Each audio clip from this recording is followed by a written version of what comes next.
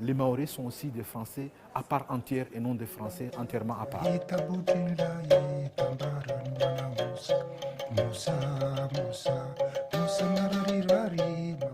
L'idée de créer, de mettre en place cette exposition vient du fait qu'il y a le souhait de l'ensemble des associations mahoraises, des dirigeants des associations mahoraises de Limoges, de faire connaître un petit peu Mayotte au Limogeaux et aussi pour que ça participe aussi à l'intégration de la communauté mahoraise de Limoges. Mais c'était l'occasion aussi donnée à l'outre-mer de parler de l'outre-mer différemment, pas pour montrer que l'outre-mer n'est pas que du folklore.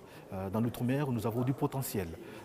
L'outre-mer fait la grandeur aussi de la France, car la France détient aujourd'hui le deuxième territoire maritime du monde, après les États-Unis, grâce à l'outre-mer également. Donc il y a du potentiel dans l'outre-mer, il y a de la jeunesse dans l'outre-mer, qui a de l'envie et il faut le mettre aussi en avant.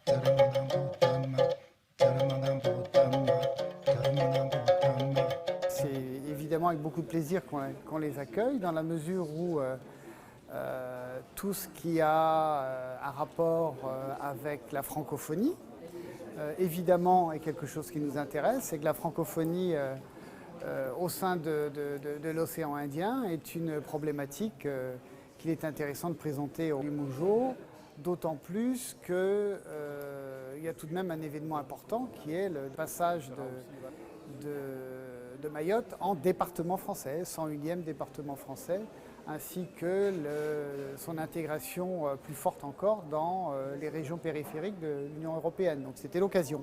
C'est une revendication qui date de plus de 50 ans, comme vous avez vu sur les titres de l'exposition, l'histoire d'un combat. Quand les Mahorais ont décidé voilà, que nous voulons rester français, déjà cette revendication a commencé. Et donc avec une mise en place d'un statut progressif, transitoire, un statut de collectivité territoriale qui est passé ensuite en collectivité départementale pour aboutir au statut de département d'outre-mer. L'érection de Mayotte à un statut de département d'outre-mer en 2011, c'est l'aboutissement de tout ce combat-là qui a été mené depuis longtemps.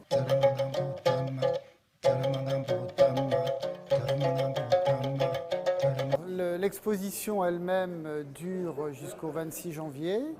Et sur l'ensemble du mois de janvier, on a des rencontres avec les Mahorais, avec le monde mahorais, que ce soit sous forme de cinéma, un film qui est présenté à la BFM, également une heure du conte pour les plus jeunes. La littérature orale à Mayotte est quelque chose d'important. On a également une rencontre avec des musiciens mahorais. Donc vous voyez, on essaye d'avoir une présentation de l'ensemble de la problématique culturelle et aussi politique, administrative de ce nouveau département français.